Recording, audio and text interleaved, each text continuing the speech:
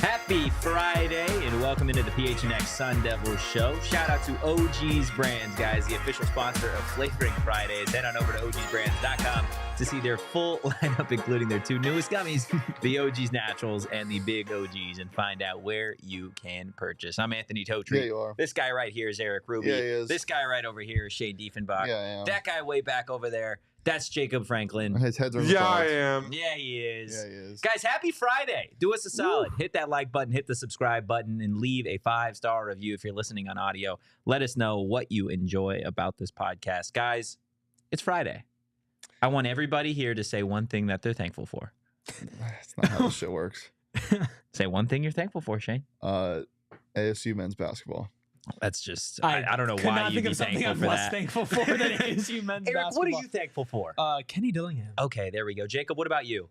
Are you thankful for anything? Thankful for you noticing that I was working on something and deciding to ask me a question. Yeah, no, absolutely. That's what I do here. What are you thankful for? I'm thankful that I don't got to do this shit by myself no more. That's fair. That's what I'm thankful for. And I'm thankful for Donald. Donald with a $9.99 super chat. Fire Bobby Hurley. It's time. And I'm sick of him. Yeah, Donald has been big on the fire Bobby Hurley train for quite some time now. We will get into ASU men's basketball and the abysmal evening that they had against USC the other night. So we'll get into that a little bit later on. But I want to start off talking about Kenny Dillingham. I want to start off by JJ's comment about Bryant Celebunge. I am thankful for Celebunge. You're thankful for Bryant Celebunge? Yeah. He's had an interesting such a dark season. place, man. Yeah, ASU basketball has what we're left me kind of about. scarred. How is Sean Phillips bad? I don't know. It's so annoying. I don't know. You could probably. We can We'll talk talk about ASU hoops later. We'll talk ASU hoops a little bit later. Down on the chat. I'm thankful for Short King Anthony, hat wearing Eric, and Big Pokey. I like how that's my brand now. Yeah. Hat wearing Eric. I didn't wear a hat like one day, And you got grilled, man. and now I'm. SB. I'm thankful Eric's wearing a hat. Yeah, man. It- People just don't is it like really your hair. that bad? No, it's Is it just really I think that bad? it's a thing now. Not wow. Donald's saying he's not thankful. What is your hair? It- What? Take I'm that not, off no, real I'm quick. not taking the hat off. I'm Like- scarred. My shit is No, see, I don't have. voluptuous. I don't have you flow got like flow, that. dude. Oh yeah, I know. I have great hair. Now It's I'm thick, getting put to shame. Now I'm getting put to I shame. mean, I can raw dog no hat Whoa, today. pause. No, I can raw dog the show with no hat today. Okay, but I yeah, think and we're the all wearing chat hats wouldn't though. freak out. We're all so- wearing hats. What about this? Okay. I mean, sure. Why not? What about one of these? That's cool. You could do that. Yeah, wear it like that. That's actually no, that's fine. That's fine. Maybe that'll help get recruits to ASU. I think that'd be huge. There's supposed to be a comment in JJ's, a comma in JJ's post, but it just sounds like he's saying Shane Phillips. Shane Phillips. Shane Phillips goes crazy. Shane Phillips would average 25. Oh yeah, he's no double. We're talking player of the year. Shane Phillips is catching the ball, 3-point line extended, and going. For everybody on audio, I'm jab stepping. Shane, hard. yeah, Shane's cooking right now. Shane's cooking. All right, football time. Football time. Look, we got spring football here in just a couple of weeks, but Kenny Dillingham, he did a one-on-one interview just a couple days ago, and he had some really, really interesting things to say just in terms of recruiting and how like everybody in the Valley can kind of help, I guess, ASU get to where they hope to be as the Big 12 kind of inches closer. So this is what Dilly had to say on ASU recruiting. If you can't give it NIL, just get in the stadium. Show up. Be really loud. Know a kid's name and chant his name when he walks into the stadium because you're recruiting him. Yeah. Like, know it somehow. Study it before the game, and if you run into him, say, oh, I remember you. I'll never forget a kid I was recruiting, went to go visit another school. I was here at the time, 5-star kid, and he goes, man, I love it here, Coach, but when I went and visited school blank, There was like 5 random people that walked up to me, knew my name, and shook my hand. Yeah. I felt like a celebrity. That is what this valley can do if everybody just does your part. If you can give money, give money. If you can buy tickets, buy tickets. If you can't do either, learn people's name and walk around Mill Avenue when it's recruiting season, or go to a high school game out here with a baller and go to ASU, random dude. That has an impact. Everybody can help. Find your avenue and maximize it. Let's go! Where's my letter tip, man? Where's my letter tip? That shit is so funny. It's hilarious. And like, just by itself, if you just like, obviously what he's saying makes sense, but just by itself is so funny. Like, hey kid, hey, go Devils! at a random kid's high school football game, and obviously that's not what he means, but it does make an impact. Yeah.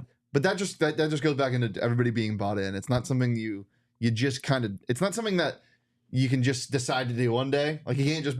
I mean, you could just decide to go to a kid's high school football game and yell at them and say ASU, but that's not. That'd be weird. Inherently, that's not what he's talking about. Yeah. Like, that's not something you just decide to do one day. It's the culture he wants to build. It's not something that's going to happen next year. It's something that, once this culture is developed, then you're going to see everyone at ASU be so bought in, where they're going to know who this recruit is, and they're going to know what ASU shortlist is. These are the 10 guys that they're recruiting, and oh shit, I ran into them. Like, talk shop, talk what it's like to be a Sun Devil. Yeah, I think for me, and that was Kenny Dillingham on the Unafraid show, the full interview is awesome, but just like that specific part in terms of recruiting, like you talk about the culture behind it all, I think it goes a step further to be like, it's going to take more than just a couple individuals doing things like that to actually start to make an impact. And there are more than, just the singular way of helping ASU try and get to where they want to be.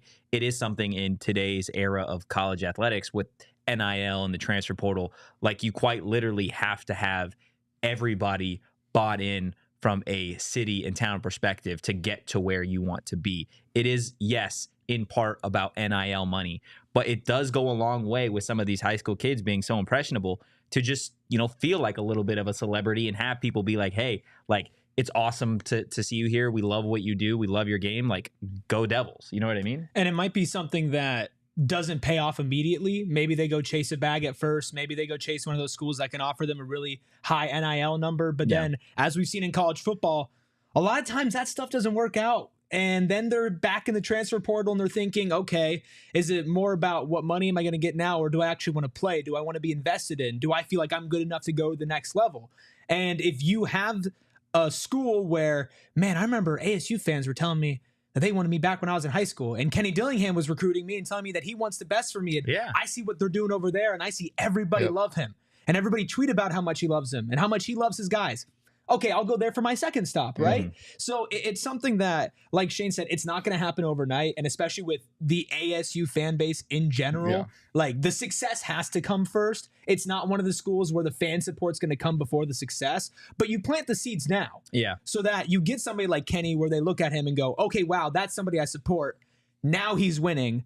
Now I'm going to follow what he kind of wants us to do. So it gets me fired up, but that's me. But I know that a lot of ASU fans are kind of the show me before I pour into you. No, absolutely. Sharon brings up something that, I was just about to talk about, like chanting his name at a hockey game, right? You think back to when Cooper Perry was on a visit and he was at an ASU hockey game and everybody was chanting Cooper Perry. Like, that's a moment, right? Like, I feel like when these kids go out and they are on recruiting visits, there are so many coaches, there are so many players and fans that are just going to reuse and recycle the same thing to try and get a player there. But if you can separate yourself as a university, as a school, and have those moments, again, these are high schoolers, right? They're used to the mundane. I'm getting up and I'm in class from 8 to whatever. I've got meetings, I've got practice, whatever. Like, you have to stand out. Like, getting an entire hockey arena to chant your name at a school you're considering is a moment that sticks out. Whether you're a 5-star or 3-star, it doesn't matter. And that's what Kenny is trying to say. Like, you need to have those moments if you want to make an impact in the Big 12. Yeah, like, and again, it has to happen organically. And that's the culture that he's trying to build here. And hopefully it does get to that one day. For my ASU basketball junkies, I don't know if you guys remember, there was a prospect that committed to ASU, actually played at ASU his freshman year. Jethro Shisumpa. He's 6'10", and like I think it's 4-star. So exciting, and it just didn't pan out. But I remember I saw him on his after the basketball season ended at the Chevron on Apache and Broadway, and I talked to him for a little bit, and I found out he was transferring. This was before he even like the portal was even a big thing. Yeah, and I was just like, damn, and like that type of interaction does happen. Like, and so what he's saying is true. Like it can happen, but I just think it's funny how much the sport has changed and how much college sports have changed in general. I feel like it only takes one of those two, right? Like you talk about that moment or the moment with Cooper Perry at the hockey game, and for one of those moments to actually translate into a commitment, right? Whether it be a Cooper Perry or a 3-star kid, a 4-star kid, like that obviously has an impact on the program. Yes. It has an impact on the player. Yes. But I feel like it also has an impact on the fan. You need to have one of those moments as a fan to be like, oh, wait, maybe I did make an impact. Maybe I matter. Exactly. Like, you can help the program. Right. And with ASU, where they are right now, NIL-wise, I mean, you could talk football. You can even throw basketball in there because basketball is in a way worse place when it comes than football when it comes to NIL and fan buy-in and engagement in general. You have to use every single resource that you have to start to scrape something together. Like you have to use Tempe as a resource. Like these kids, like you said, they have a mundane high school life, right? Like you bring them to ASU, you kind of sell them on like the experience, the right? Because of Tempe Town Lake, they're beautiful. Beautiful. Go fishing, The right? beaches. Go catch some fish. Don't swim though. Don't swim. No. Don't swim. It's not safe to swim, but you can fish. No, it's unfortunate that the athletic program has put themselves in a position where they can't just like rely on themselves, but you really do need to make so many more selling points, which is why we've said it over and over and over again. Like Kenny's the perfect guy for this program because he understands that. And that's that clip. And that's every time that he's spoken since he's gotten the job where he's like, I'm going to put the onus on other, like fans and everybody to buy in, but I'm also going to pour into these kids more than just, hey, come here. We'll give you a starting role and we'll give you a bag. Yeah. Right. And you've seen with everybody that you've talked to that has transferred here, like that is a huge reason why they end up here. Yeah. I mean, they love Kenny, but I think part of, again, why Kenny is such a great fit, not just for Arizona State, but for college sports in general and the way that things are trending is it's something we've talked about. College coaches, specifically for football, are no longer just coaches. No. Right? There's so much more that goes into it. You have to be a salesman. You have to be able to sell the program. And at times, selling a 3-9 program to a 5-star kid that has offers all around the nation is not a sexy sale. No, it's not. But that's why you have to get everybody in the Valley behind it, right? It may not mean a lot to have a 30-something-year-old coach who, again, is in year 2 of trying to transform a program, be like, hey, buy in. But if you get a top 15 market in the country rallying behind a blue chip player saying, hey, Arizona State, try it, just see it. And you, like you said earlier, it may not be they're going to commit to Arizona State right out of the gate at a high school, but it's something that because the portal is so active now, where it does constantly have players in it, so you can be like, hey, it didn't work in year 1, but in a year 2, a year 3, that quote unquote moment that we were talking about, the quote unquote salesman that, they're available now. Hey, what about Kenny Dillingham? What about Arizona State? Like that was a time that they can remember. Yeah. And two things on that. A, look at Cole Martin. Yeah. Right. Like that's somebody who had ties here, went somewhere else, a very successful program where he was slated to start for his dad who was coaching his position. Still ridiculous to think about. And now he's back at ASU, not because it's like, oh man, ASU's this powerhouse and I'm going to go compete for the college football playoffs, but because of the coaching staff and because of Kenny. And you look at that and then you also say, okay, those players talk. Colt Martin has friends. They play on circuits. Like the really good players are friends with really good players. If this is a season of success for ASU, like it's just going to snowball even more and even more. And that's where it's easier to get excited about it. But that's for the people who like dive in on it. Yeah. For a majority of ASU fans, it's kind of like surface level, right? And there's nothing wrong with surface level fandom. But it's hard to see that process until it actually plays out. Yeah. And this is something that I think Shane and I talked about earlier in the week, right? Like with the college football playoff, just as it was, right? With the 4 teams, you would in that era, Arizona State would never, ever Hey, we were 5 at one point. be in the college football playoff. Yes, years and years ago. Because they can't afford it. They can't afford the level of players that are going to get you there. But you do have a 12-team, potentially 14-team college football playoff. It is, quote unquote, easier, I guess, to sneak into the back half of that playoff. And yeah, you may not go win a national championship. You may get bounced in the first round of the college football playoff. You may ruin a kid's life because that's the last football game they ever played, and they are matching up against Georgia for God knows whatever But it's reason. a selling point. For money. It's a selling point. For money. And Arizona State needs as many selling points as they No. can possibly get. Yeah, I 100% agree. There was a comment earlier. It was like, is it the student's job or the fans' job? Or do you think it's the job of the fans to show up and entice kids to come? Like, yes and no. It's what I was saying earlier. Like, it's not a job. Like, Exactly. it won't become a job. Like, it's just a thing. It's a thing that happens. Like, Kenny, like, it might sound like he's like, you need to go roam mill and look for recruits. And if you see one, you don't let them leave. Like, Start that's not, barking at him. sure, that's kind of what he said, but that's not what he means. No. He means it's going to get to that point where and ASU fans just know it's going to be a natural thing. You just know who ASU is recruiting, and if it so happens you run into them or you're so interested about this recruit because they're recruiting a guy in state that you're like, oh, Friday Night Lights, big game, I'm going to go to that game. And like, it's not. It's not what he's saying. It's what other fan bases do. Yeah. Like, it's not like he's asking people to do something crazy. Like, if you even look at like an SEC or a Big 12 fan base, like even when the teams are not that good, they still have like these rabid, diehard fans that eat, breathe, shit, everything about that program. And they know who's coming in. They know what the players look like when they walk down the street. And they might just be like, hey, you're on the team. We appreciate you. Like, it's not like a job to them. It is an innate desire to support that team. You should want to do it. Right. And that's been a problem with ASU unless they've been really successful. But then you've seen with the football, the basketball, the baseball teams, like the hockey team, when they are good, it is not a job for people. But right now it feels like one because of the state of the program. The mentality also just needs to change of like, if you don't care about a game in December with ASU basketball because they've lost 4 in a row or whatever, like, then just don't care. But what needs to stop is why would I care? Why should I show up? You tell me why I should just shut up. Yeah. If you don't care, just shut up. Yeah. Like, like if you need to be completely won over, like, okay.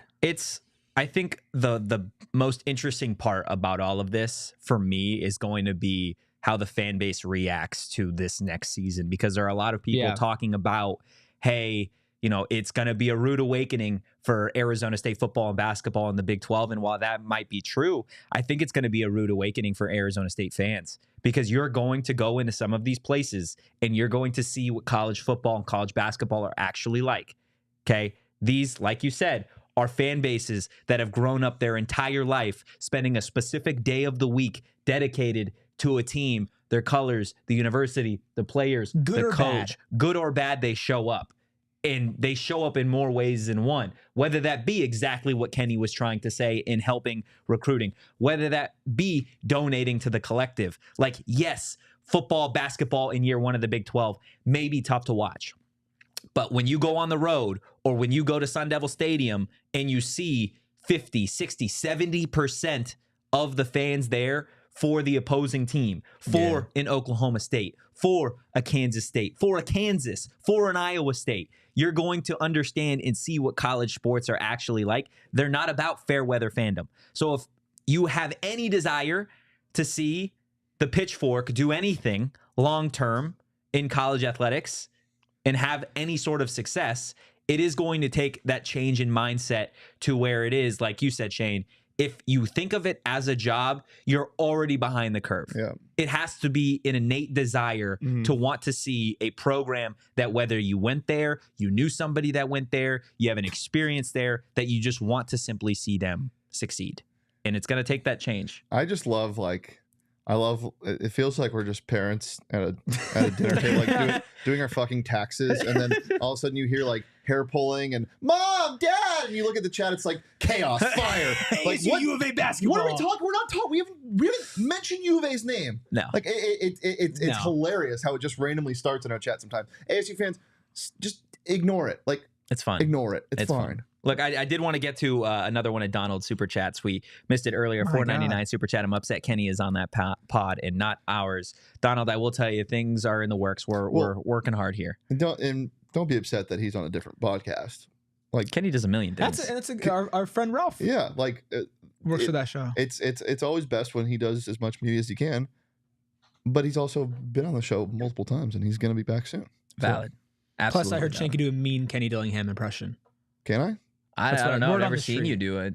No. Oh yeah, I think I have. Really? Yeah, remember the sniffles when we sniffled? Oh yeah, yeah. No, that's very It's true. a pretty good one. Very true. Look, Kenny Dillingham, he's a winner. He's going to find a way to get it right at Arizona State, whether it be short term, long term. I think everybody here believes that Kenny Dillingham is going to figure it out. But Kenny's a winner. And you guys can all be winners too with Arizona Lottery. Ain't that right, Eric? Oh, I love Arizona Lottery, man. And that's the thing is like sometimes you need a win when you're watching ASU basketball. You need to feel good about yourself, or maybe you just need to go outside and touch some grass. Yeah. And luckily with Arizona Lottery and their new Touch grass, get cash. Arizona Lottery. Hey, wait. That's actually really good. Their new promotion, Arizona Adventure, blends all those things together. Because not only can you buy scratchers featuring 3 iconic landscapes that have prizes up to $50,000, but there are also 10 geolocated locations across Arizona, Yuma to Flagstaff, everywhere in between, where you can check in and you can enter for a chance to win up to $1 million in cash prizes, plus Arizona travel prizes. And all of that combined, you can go outside, you can win some money, you can maybe win a lot of money. Any ticket that you buy, a proceed goes towards environmental conservation and other projects here in Arizona. It's one of those rare like wins. Yeah. Like you can win some money and you can go outside and enjoy the beautiful weather right now. I know yesterday it rained really hard for like an hour and then it was beautiful the rest of the day. It was weird. But it's going to be 115 degrees soon. Like before you know it. You're not going to want to go hiking then. But right now, you can go hiking and get some money with Arizona Lottery. It's honestly one of the best promotions that I've seen, and I'm gonna be hiking with Max Simpson sometime soon. Oh wow! To take advantage of this, so visit azadventure.com for more information on how you can take an adventure for a chance to win $1 million in cash and Arizona travel prizes. Love winning. Huh? I'm sorry, I was debating on whether to take Giannis's higher or more or less threes made tonight. It's half. Threes Isn't it? It's at a half on Prize It's Picks. a half, and we're smashing the more. Really? Did Yeah. you see the video of him shooting in practice the other day, where he hit like 6 straight or something He's like elite. that? It's fixed. He is elite, and so is Prize Picks. There's a lot of fun things to do on Prize Picks because of how unique a lot of their offerings are. I love a good Taco Tuesday when they bring you a discounted prop. Yeah. Like Kevin Durant was the Taco Tuesday this week. 22.5 was his total. Easily cleared that. They basically just throw out free money every once in a while, and it's just fun to do it. It's the largest daily fantasy sports platform in North America, and it's the easiest and most exciting way to play daily fantasy. It's just you against the numbers. Instead of battling against thousands of other players, it's just you against your own mind. Think about it, look at it, more or less, win some money. And you can win up to 100 times your money on Prize Picks with as little as 4 correct picks. You can turn 10 into 1,000 with NBA, NHL, and college basketball entries today on Prize Picks, America's #1 fantasy sports app. Just a couple of winners: AZ Lottery, Prize Picks, Shane Dieffenbach, Anthony Erik Totri. Ruby. No, I'm a big loser. Oh, stop! I'm a Don't big talk about loser. yourself like that. I know. It is what it is. People ask me what I do on the daily, and I say I'm just a loser. That's it. I get paid to watch teams lose day in, day That's out. not your fault. But hey, I show up. I show out. Arizona State basketball, on the other hand, they just lose. They lose badly. They lose all the time. And quite frankly, I'm sick of it. We'll obviously talk about the USC game. Before we get into that, I mean, the question that I feel like just needs to be asked is the game against UCLA the final time we are going to see Bobby Hurley coach a game in the regular season for Arizona State? No? You don't think so? so? No. You said that with such confidence. Because he still has not, and I know it's been so long, but first of all, before he had to turn over his roster every single year, this team was beating Kansas. This team was making the tournament. This team was fun to watch. For the last 4 years, he's had to restart. Like, he gets no help. Finally, last year, he brings back his most talented player on the roster, and Alonzo Gaffney, and and gets a little bit of help. And now you're hoping, the idea is next year you can bring back Ace, you can bring back Frankie, you can bring back Sean Phillips if he wants to decide to play like a big man. I'm good on that. You can bring back Jemiah Neal. You can bring back your starting 5, minus Jose Perez, which stinks because he's a bucket and the only person that wants to score the basketball consistently. But you also have 2 freshmen that hopefully you can retain in Braylon Green and I'm blanking on Akeel Watson, who they haven't played as much as you would like, and hopefully you can stay injury free and get those recruits, and you have a good recruiting class going into next year. Like, I know it's year after year and it feels like the same shit, and a lot of the times it is the same shit, but it's the same shit because of the lack of support and the lack of funding and it's fine to play in DFA. I don't care if it smells like wet towels and our water goes out. It's fine. It's a good, like, he hasn't had the support, and I know, like, I'm fine with people saying they're out because I understand the frustration of year after year after year. But like, if you really just kind of look into it, and I know you guys probably are going to disagree with this, if you just really look into it, like, he does deserve another year. He does. Okay, but that's probably as far as I'm willing to go. Yeah. If we are sitting here 1 year from now and it's the same shit, because even those teams that were good, man, they still flamed out for the same reasons. Now they hit way higher peaks than the last couple of years. Yeah. But like, and that's my thing with Bobby is like, I have nothing against Bobby personally. And he has proven on the recruiting trail, like he can get some pretty big names, but like, it's been a constant trend where either A, they leave after a year or 2, or B, they just don't work out. And now I'm looking at, what does this coaching staff do to put their players in the best situation? And it just feels like they just roll the ball out there and say play. Like that, and that's what it feels like to me. And so I'm just sitting here and I'm like, okay, we're almost going to be 10 seasons in on this. He has hit absolutely some incredible highs, without a doubt. But like, when there's a pattern, you have to recognize the relationship's over. You can have highs, you can have lows, but like this is the best that I think. Like, Arizona State doesn't get any higher than what we've seen them do in the past, and I don't see them getting back to that previous high of being the last undefeated team at Division I basketball in December. I don't see them beating a Kansas, and now you're going to have to go into the Big 12, and guess what? You have to play Kansas twice. You have to play Arizona twice. You have to play Houston twice. You have to play Baylor twice. You have to play Texas Tech twice. You are going to get slaughtered.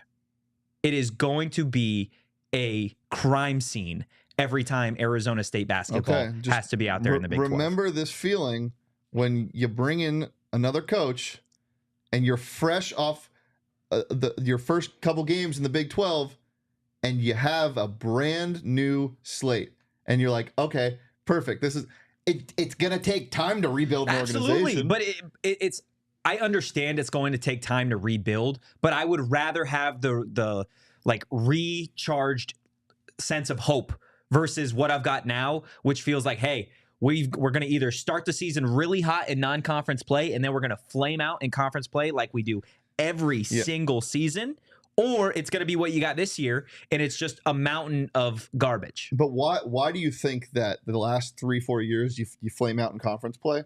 It's because you're playing teams that have had consistent lineups, rosters for multiple years. And success for multiple years. I get it. And to Eric's point about this team flaming out kind of the same way when they were on their highest of highs, it's also just college basketball. Yeah. Right. But like I get that, but also, and like those teams didn't flame out the same way that these teams are flaming out. Those teams just had either bad shooting nights or ran into a hot team. These teams just don't. Oh, I'm not saying that they're on the same level by any means. Like, obviously, like, those seasons were great. And if we were talking about the last 4 seasons being even somewhat closer to that than where they have been, then this is a completely different conversation. Completely different. But now you're in an era of college basketball where it's like, you're going to the Big 12. If you continue to fall behind, and sure, you could talk about the facilities. Has Bobby Hurley been helped out at all? No. But at the same time, like, has he been the type of person who can even overcome that in the last couple of years? And if you can't be the type of person to be able to handle the change of college athletics and college sports right now, and to be able to adapt and to be able to still build a coherent roster and to still get the best out of guys, which I'm looking at, is he getting the best out of guys? I don't think he is. I don't think you can say he can't build the best roster with adapting to the times, because I think he has been building the best roster adapting to the times in the past 3 years, because he's losing his entire roster. And then he goes and gets 8 to 9 guys every single year that are pretty high up in the transfer rankings. Like, he's doing the best he can in that. It's the retention and the new era that I don't think the school's adjusted to. I think he has, but I don't think the school is adjusted to. And again, like, I understand both sides 100%. Like, I completely get why people don't want him here, and I completely get why people do want him here. We were having the same conversation last year, but everyone was beating the drum the other way, because we were talking about Bobby Hurley in purgatory where he didn't have a contract extension, and we were like, why are they doing him wrong? Well, why haven't they signed him to a contract extension? They signed him to a contract extension last year. Everybody on this show, boom, boom, boom, boom, boom, boom, boom, boom, banging the Bobby drum. Like, it ebbs and flows, and trust me, as I said, I understand why people don't want him here. Like, I get that. I just think we in this era, you need one more, and you need to see this contract through. So I'll have something to say. I just have a question. As a basketball fan, Shane, do you like the process? Do you like the system that he runs? Like X's and O's? X's and O's, yeah. Fucking hate the Princeton. And that's what I'm saying is, like, if you think that this system is something that can carry over and get you wins, like, listen, like, and I'm not trying to be a homer or anything like that, but U of A has to replace players every single year too, and the system. Don't compare that though. Well, but I mean, the system still, like, it leads you in a more positive direction. I know they have more talent. I'm not saying that. I'm just saying, more like, money too. Way less turnover is what I'm saying. Okay, I get that, but who's also responsible for that turnover? I know NIL is part of this, but also Bobby is part of this as well. Yeah. And so is the process and the system lending itself to more success, or are you just going to continue to do what you've been doing for the last 9 years? So what I'll say about the system reminds me a lot about why Pete Carroll was fired, and it's because he's so stuck in his ways and running the same defense. Bobby's so stuck in his ways and running the same offense. But the difference with Bobby's offense is when it is built, or when it is surrounded by players that the offense works around, it is one of the best systems to run. Because what he does is he presses the run and gun, and you don't need to set up half court. And his best teams have been when you didn't need to set up half court offenses. You need to adapt 100%. But if he can get players that want to run, we've seen it at points this year. We saw it at so many points last year. Like, this offense can be so good. And this is 100% a slide on Bobby. He hasn't been able to adjust to that, and that sucks. That 100% sucks. But that offense, I hate it when it's not working, but when it's working, and when you have the right players to surround the system, it's fantastic, and the highs are so high. But if he has shown that he can either not always get the players to run the exact system he wants, and for whatever reason, right, you could save money, but like Bobby is also like a part of that. And then when you have players on a team and you go through a season and you're not adapting and changing and trying to get the best out of those players, like, you're going to lose those players because they don't feel like they're getting the best, like, out of them. And if you're not in a program that has the best facilities, that has the best court, that has the best fan support, and the coach isn't molding and adapting to the players that he has when it's clearly not working, like, that's that's a major indictment. It is insanity, 100%. And then it makes you think, okay, you can look at, like, Bobby is not the worst coach in college basketball. No. Right? Like, he's not a bad person. He's not a bad recruiter. But it's, if you have to start picking and choosing, everything has to be right in a certain scenario for him to succeed. Yeah. And it's everything around him, and it's not him. But it's not everything around him. It's one thing, and it's retention, because players are leaving to go somewhere else to get paid. No, but if those players, when they're there, why are they leaving? Because they're not being adapted to, because they're not being, like, poured into. Like, the thing that you could talk about with any of the best coaches is that they know when to kind of go outside of themselves. They know when they need to look at a team and say, hey, maybe my way is what I'm used to, but is it the best way right now? Okay, hey, I don't have the talent to execute the scheme that I want to execute. Let me think about the talent that I have and get the most out of them. That is his biggest deficiency. That's what I was saying, 100%. That is his biggest deficiency. But if you're a school who doesn't have the resources to get the perfect players, you need a coach who can go beyond that. do you have resources to get a coach that can go beyond that? I mean, that's fair. That's also fair. I think the next coach, you have to take a chance. The next coach is not going to be a sexy name. The next coach is going to be younger, the way that Kenny Dillingham is, and they're going to be the same like mantra and perception of that person. Needs to be active on social, needs to be able to go out in the community and spark stuff. And yes, year one of it may not be great, but I think at a certain point, again, I use the relationship analogy here because at some point, like, that just is what you're going to get. And for the last 3 seasons, what has been the highest high for Arizona State basketball? The highest high is what, a first 4 game? Winning. Des Cambridge half-court shot. Yeah, but again, that's a regular season half-court shot. That's what I'm saying. Bobby didn't make that. That's also true. And I mean, you can look at ASU football as like a perfect example. They took a shot at somebody like Kenny. Like, yeah, Kenny is very well respected, but he was still the youngest coach in college football. What's going on in the chat? Dennis just made a point shaving joke. All right. Anyways, you look at a guy like Kenny, and last season, like what you were saying, Totri, first season was not pretty. Not only was it injuries, but there was so much more beyond that, where Kenny was dealt such a shitty hand for things that he couldn't control. And then he finds a way to get the most out of every single player that he has actually playing. Like, you look at a guy like Cam Scatterbook, Kane didn't say, I'm just going to do whatever. He's like, how can I get the most out of this guy? And is it going to instantly translate to wins? No. But in one season later, we're talking about, look at this roster. Look at all the things that he's doing, the relationships he's building, the players that want to come here. Like, it sounds stupid and cliche to say, but ASU basketball needs to find their version of Kenny Dillingham. Because Kenny wasn't some dude who was proven in the ranks and this highly touted college football coach who's going to get this massive contract. Like, he was a shot. He was a risk. I mean, on that same note, though, with Arizona State basketball and the way NIL is, you bring up Kenny, you bring up Scat. Scat coming out was not lack of better term, a sexy pick from the transfer portal, right? He played at Sac State. Like, he's not a big name guy.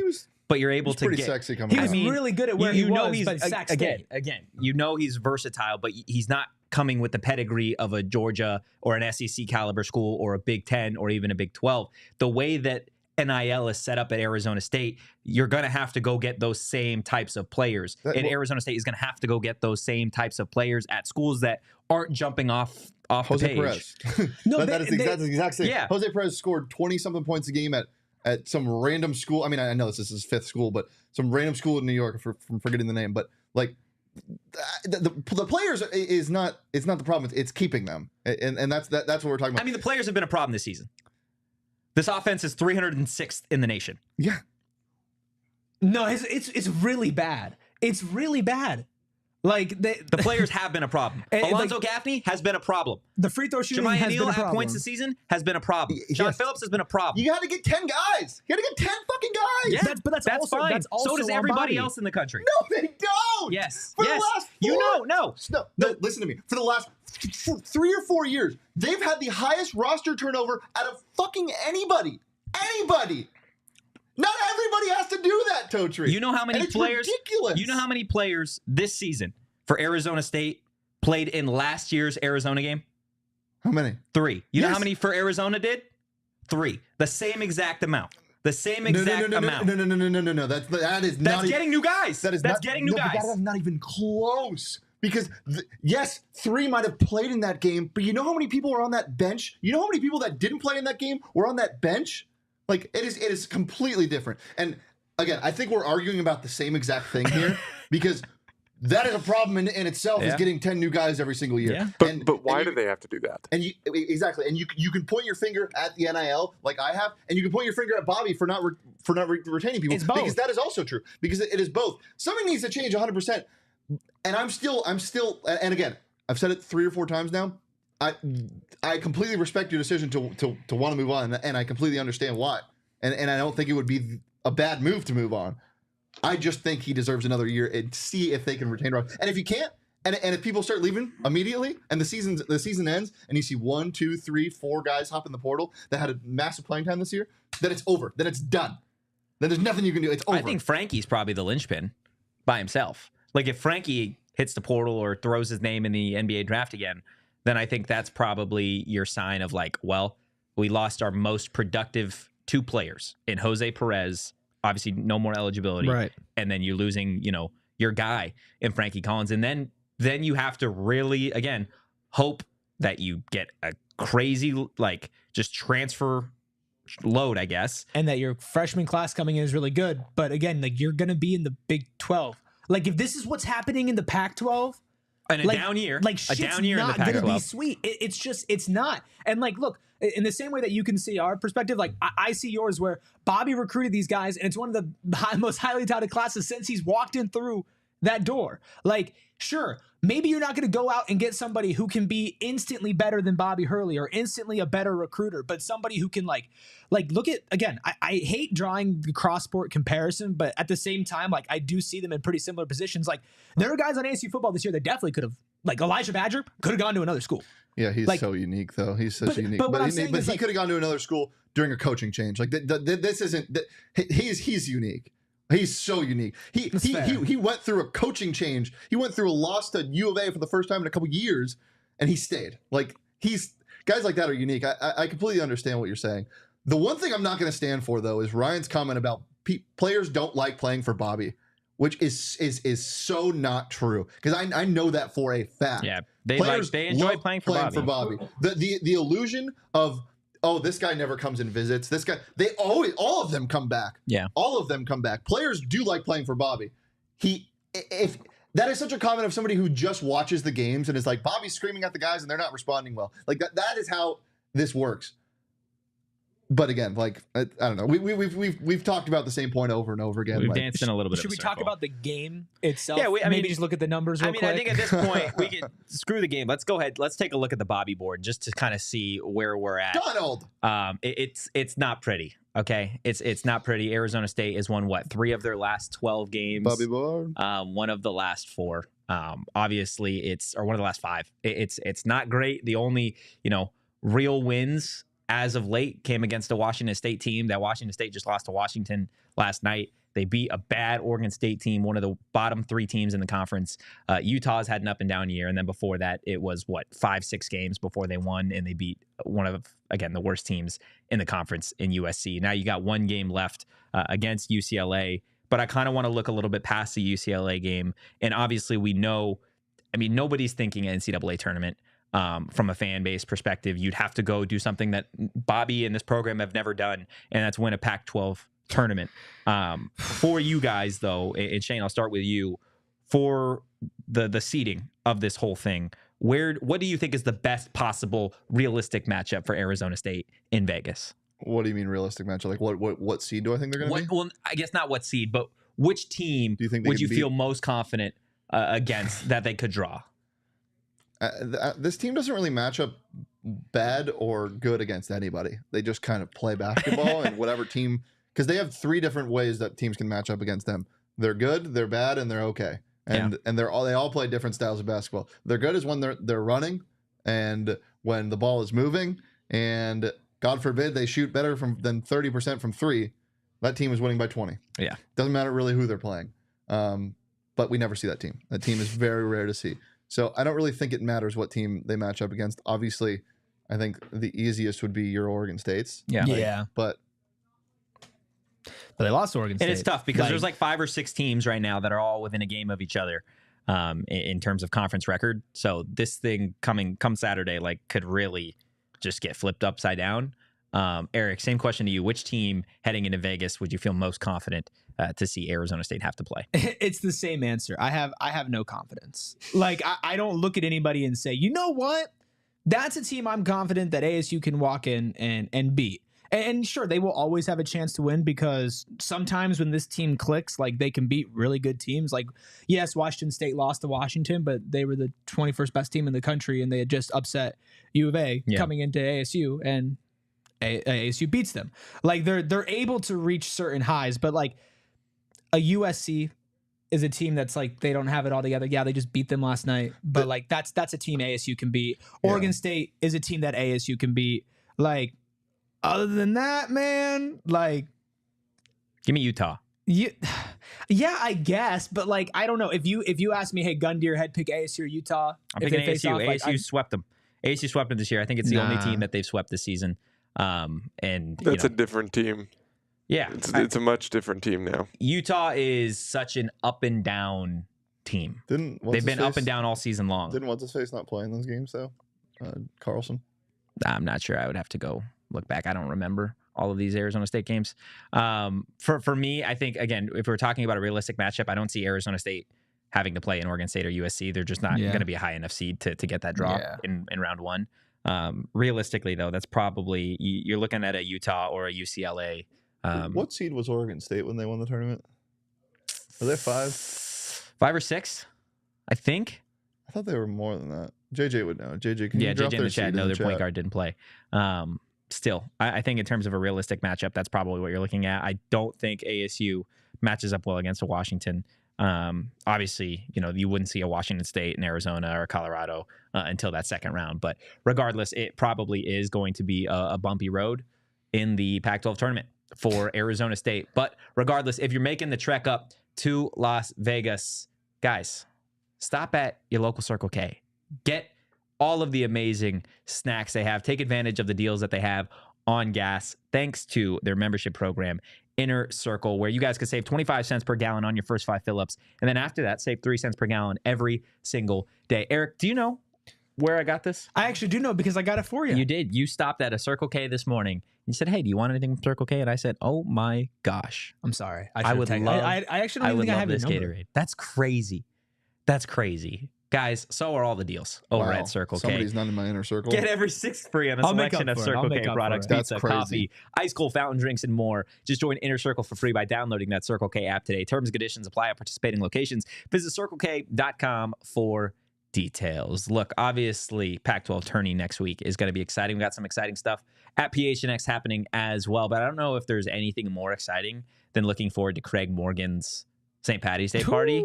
It is going to be an absolute blast next week. I'm looking forward to taking advantage of all of the OGs that we have. Guys, again, today's show brought to you by OGs. It's a Flavoring Friday. They've launched 2 new products made with live rosin and RSO. We're talking about the OGs Naturals and the Big OGs. The OGs Naturals are vegan gummies made with live rosin, available in a sweet clementine flavor. But hey, maybe sweet clementine is not your speed. They've got flavors for everybody, and they all hit the same. If you don't believe me, check it out for yourselves. To learn more about OG's gummies and where you can find them, head on over to ogsbrands.com. You do got to be 21 plus to enjoy responsibly. JJ in the chat, Totri said it best earlier in the season. The way ASU plays, the speed at which they play, and their style of, quote, chaos ball, it's essentially impossible to win 4 games in 4 days. Yeah, I just don't believe that this team has ever really been built with the system that Bobby runs to actually be dominant in tournament play.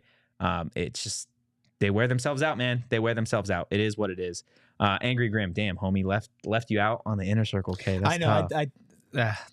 I've been so used to just like, be better, okay? I will. I'll tell you what. Next time I go, I'll get you 2 things. There we go. How about that? Wow. 2 things. He's trying to buy you. Yes, I am. He's trying to buy your love. It's not gonna work. I know. I've put in a lot of You're gonna time and have to show effort. me. I've put in a lot of time and effort in our relationship, Shane. You know that? No, you haven't. I haven't? No, not enough. Wow, that's Not insane. nearly enough. That's crazy. We were together. I was in on the this- road for 6 months. You didn't visit me once. Yeah, because you up and left. Wow. You visited me once. You up and left. You visited me once. Came I was- in one I day and Shane was stolen. like, I'm gone. I was You stolen. were stolen? I was taken. Did you call Mason. Liam? Taken. And he wanted you to chase him. Well, Jacob, It's a Friday.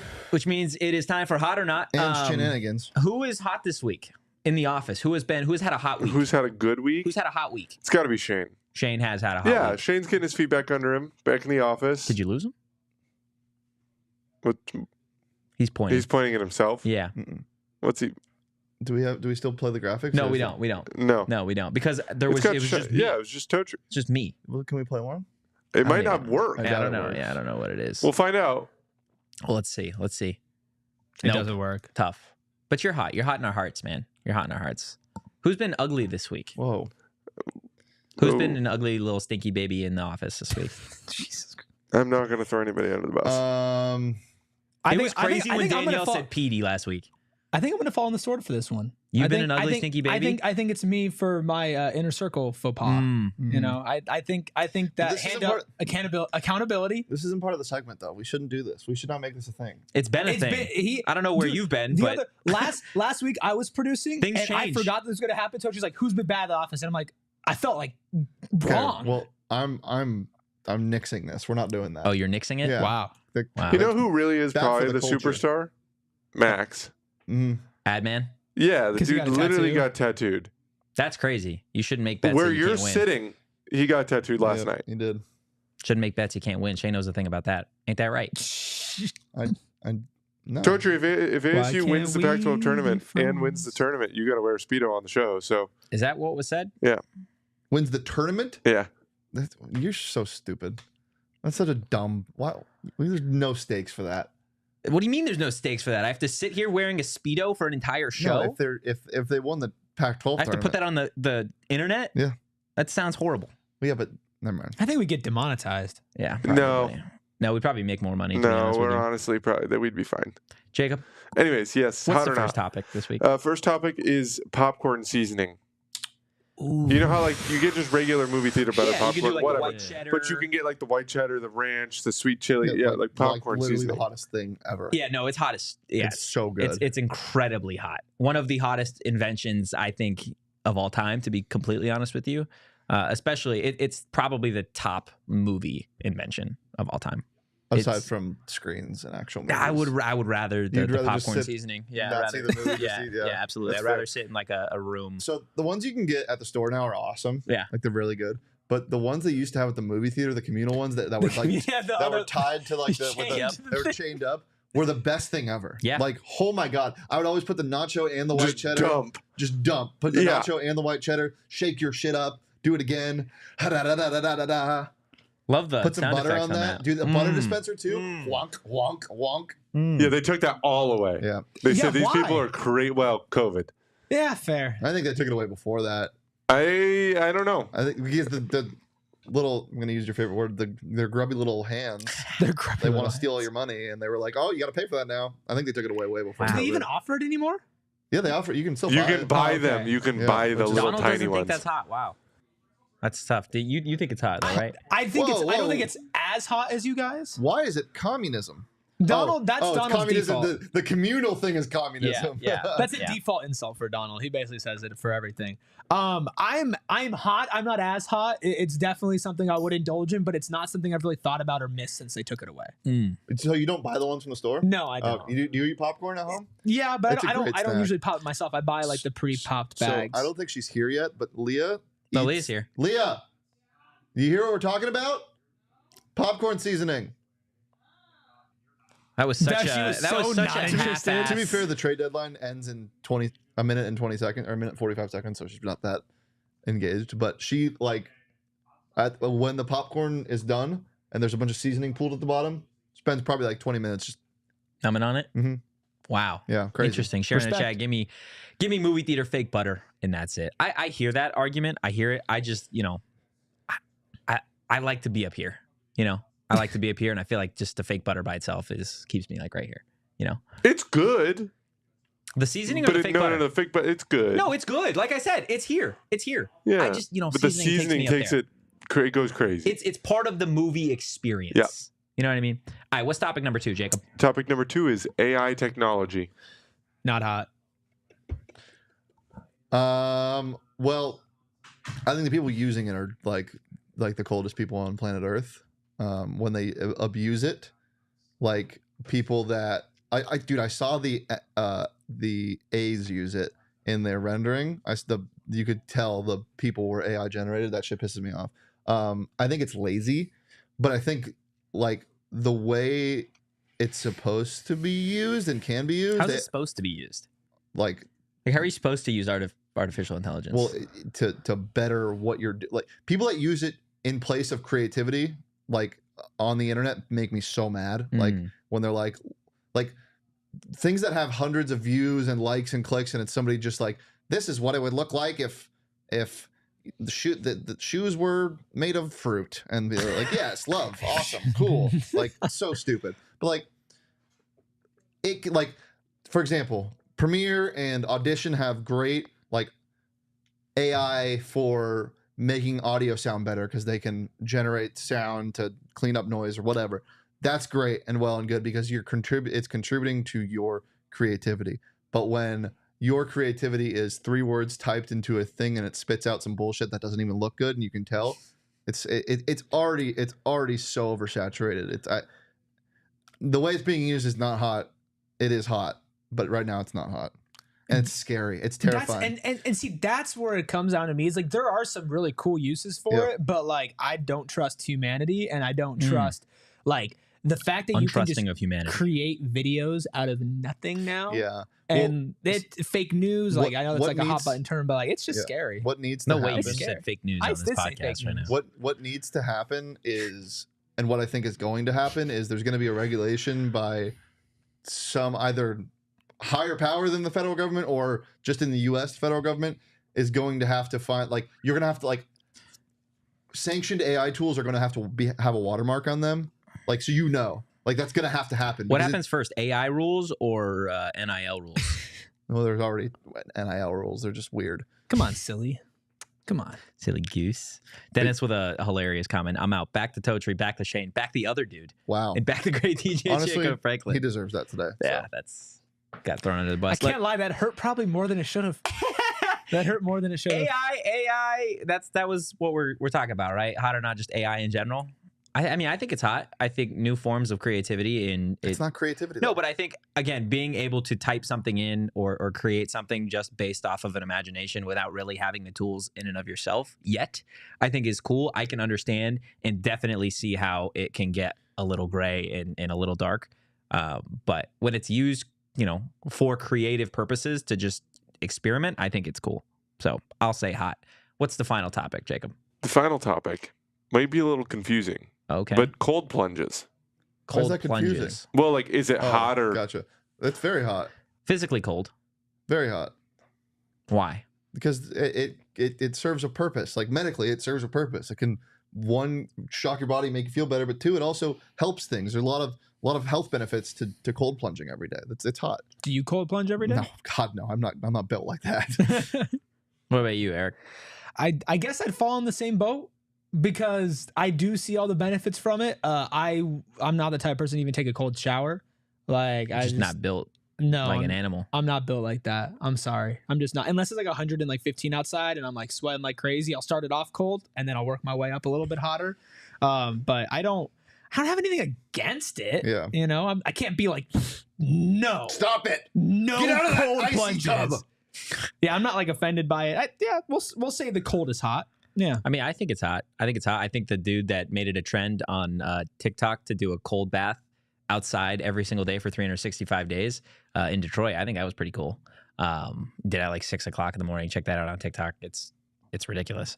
But yeah, I think it's cool. I think the medical purposes that it serves is awesome. The recovery benefits as well. I think it's awesome. So I don't know why that would have been confusing, Jacob. But because it's hot or not. Because it's cold. He also has very low opinions Cold of our plunge. intelligence. So that's valid. Any other shenanigans you guys want to get into before we get out of here? No. No? no I was promised shenanigans. Shit, you said there were from Shane. shenanigans. Yeah, but I looked at the time. There's not enough time for shenanigans. Bobby Hurley took up our shenanigans time. That is fair. Damn you, Bobby. All right, guys. On that note, do us one more solid on your way out. If you haven't already, hit that like button, hit the subscribe button. If you made it all the way through here on audio and you haven't already left a 5-star review, do it. Shane? If you want some shenanigans, though, you can catch the tail end of a 24-hour live stream Oh my goodness. going on by our ALLCITY affiliate, What Chaos. Just type in What Chaos on YouTube. They're live.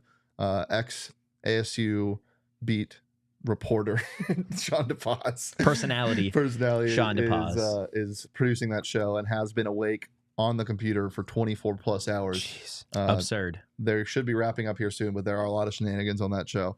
Unbelievable job by them. Hats off to them. It's crazy. Hats guys, off, Eric. Cut the stream. No, I'm kidding. on that I'm not note, doing it. guys, I'm not doing it. do us a solid. I'm not doing it. I can't. You can follow the show on social at PHNX Sun Devils. You can follow me at Anthony _Totri. You can follow this guy right here at Erik Ruby. That is Eric with a K. You can follow DJ Jacob Franklin at Jacob _Franklin DJ 4. Jacob You can Franklin. follow He has a kid. Shane Deef at Shane Deef. Having the best hair, hat, shoe, everything game on the show as always. Yes, Eric? I was gonna say I changed my at. Oh, I'm you just did? At the other guy now. Oh. So no longer at Erik Ruby. Okay, you can follow this guy at the other guy. In the meantime, though, enjoy your weekend. Be safe. Go Devils. And peace. We all silly like the mayor.